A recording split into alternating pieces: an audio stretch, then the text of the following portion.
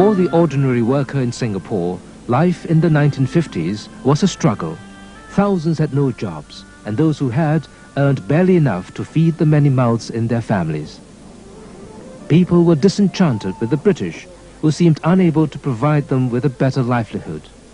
This, together with lingering loyalties to former homelands, were a potent combination the communists took advantage of. China was emerging then as a strong nation, and the Chinese school students were very patriotic towards China. And the communists played on their patriotic emotions to draw them into their fold. The 50s also saw winds of change blowing across the British Empire.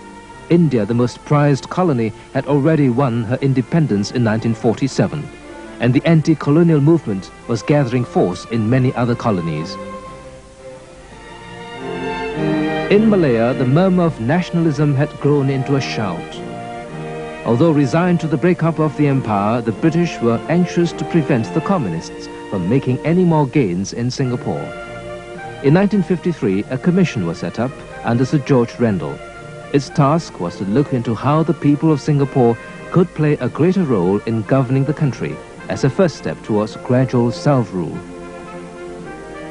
The Rendell Commission recommended a 32-seat legislative assembly, of which 25 were to be occupied by locally elected representatives. Although it meant that there would be more locals than British officials in the government, important posts like finance, internal security, defense, information services, and the judiciary were to remain in British hands.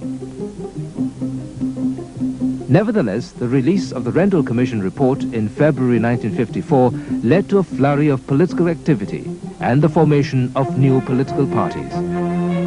One of them, the People's Action Party, was an uneasy alliance of two opposing political camps. There was the non-communist group of English-educated returned students led by young lawyer Lee Kuan Yew. And there was the pro-communist group led by men like Fong Swee Suan and Lim Chin Siong. It was they who enjoyed the support of the Chinese educated students and the trade unions. The Singapore Labour Front, led by a well-known criminal lawyer David Marshall, was another newly formed party. Both the Labour Front and the PAP wanted to see an immediate end to colonial rule. But members of the Progressive Party, the oldest party in Singapore, thought otherwise.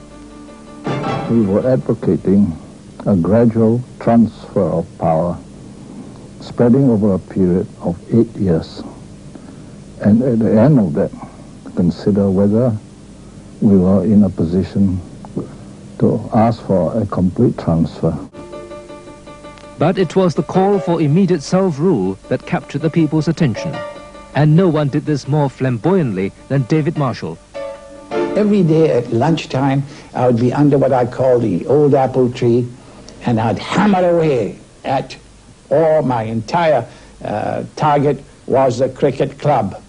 And the cricket club would be lined with the members who rushed their meals in order to hear me on the roof. And by the very vigor of the Straits Times, the Malaya Tribune called me a monkey up a tree, wanting to pilot an aeroplane, mixing metaphors right, left, and center. And I didn't scream about it a bit. In fact, I was delighted, because I could see that by these attacks of the press, they were making me known throughout the island. And they also built up the heat and the steam of that election, awakening our people to the possibility of being critical, openly, brutally critical of the British, and telling them the truth to their face without fear of going to jail. As the campaigning drew to a close and polling day arrived, many expected the Progressive Party to win.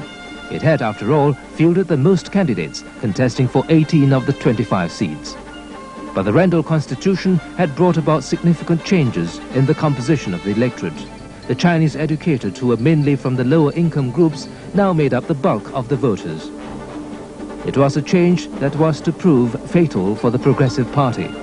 When the votes were counted, the Progressives found that they had managed to secure only 4 seats. That strategy paid off. The PAP won 3 of the 4 seats they contested for. The Labour Front, much to their own surprise, won 10 seats. But the elation of winning did not last. Marshall soon found the British unwilling to accord him due recognition.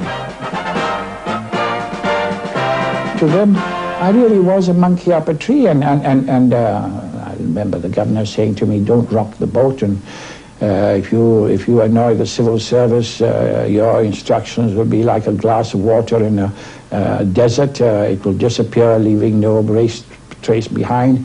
You've got to cooperate with the civil service." They were going to be my bosses, not me, their boss. Oh no, oh no. Marshall's problem with the British was soon overshadowed by a more serious threat. The communists, who had been biding their time, were to unleash a series of strikes and riots that would severely test the new government.